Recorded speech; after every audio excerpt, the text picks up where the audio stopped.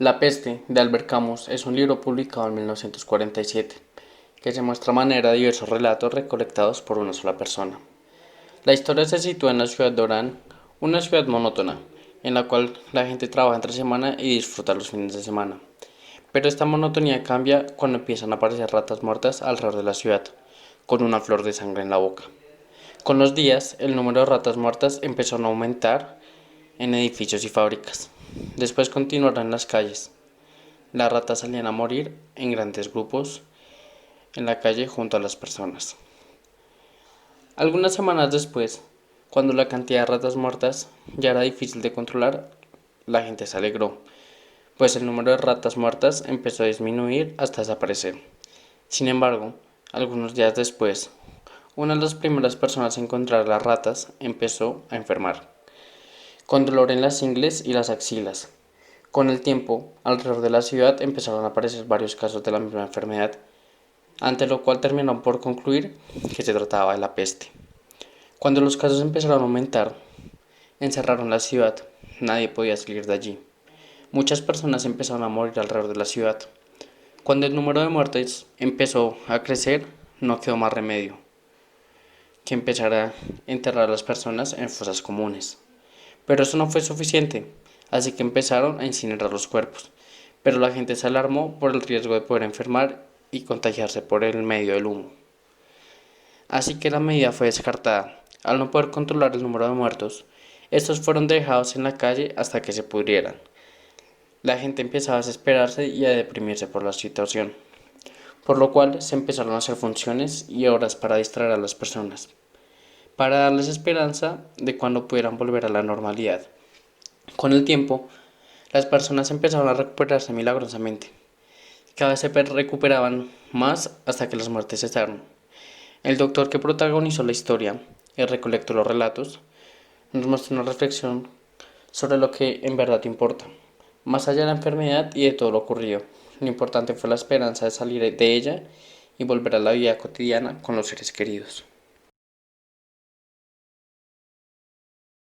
La peste bubónica, la cual fue la protagonista de la muerte negra, también llamada la peste negra durante la Edad Media, es una enfermedad causada por una bacteria, la cual causa heridas llamadas bubones, los cuales se asemejan a una ampolla de color negro, causando dolor en el cuello, las axilas y las ingles.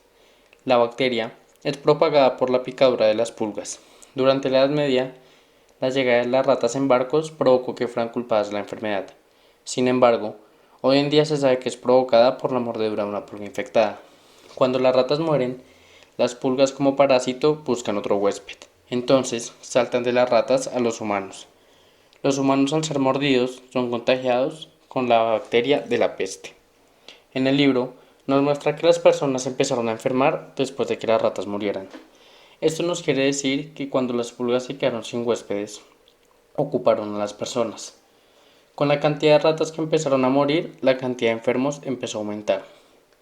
Este virus ha tenido varios brotes a través de la historia. Sin embargo, algunas han sido más devastadoras que otras. Esto se debe a la resistencia que puede adquirir la bacteria al antibiótico y a los hospedadores. Si las personas sufren de condiciones médicas previas, es más fácil que este virus sea letal para ellos. El libro nos muestra una reflexión que hoy en tiempos de pandemia podría ser muy importante. Sin embargo, no solo en pandemia, sino en enfermedad o condiciones difíciles. Al final, Camus nos deja la frase: en el hombre hay más cosas dignas de admiración que de desprecio. Con esto, podemos saber que lo importante es todo lo demás que nos rodea y las situaciones que vivimos.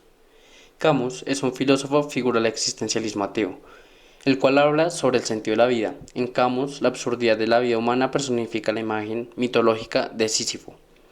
Castigado por su perfidia, Sísifo está condenado a subir eternamente a una montaña, una piedra que al llegar a la cima vuelve a caer hacia abajo.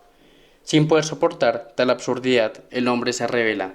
De ahí el hecho de que tiempo en tiempo estallan motines y revoluciones, en los que el hombre aspira a encontrar espontáneamente la salida de la situación de Sísifo.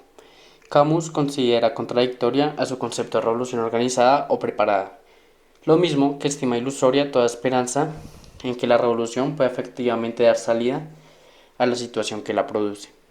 La mentalidad de Camus es el estado de ánimo de la sociedad insuperable, el hombre en el mundo absurdo. Con él expresó su manera el carácter inhumano de la sociedad capitalista moderna.